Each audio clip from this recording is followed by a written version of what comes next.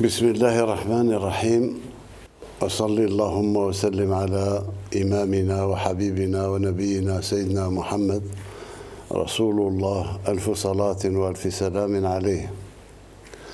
أيتها المواطنات، أيها المواطنون، أتوجه إليكم ونحن نستقبل العام الجديد 2026 بتهاني الحارة بموفور الصحة والعافية للجميع والهناء والسؤدد لوطننا المفدى.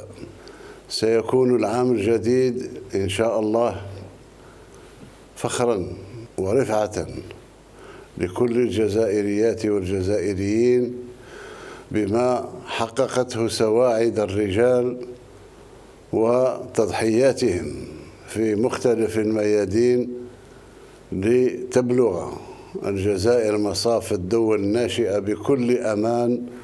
وأجدد لكل جزائرية ولكل جزائري داخل الوطن وخارجه تهاني القلبية بالعام الجديد، دون أن ننسى أهلنا في فلسطين المحتلة، متمنيا نهاية الجرائم الصهيونية ضدهم والعودة إلى حياة عادية في الضفة وغزة والقدس. دامت الجزائر حرة أبية شامخة. المجد والخلود لشهدائنا الأبرار، والسلام عليكم ورحمة الله تعالى وبركاته.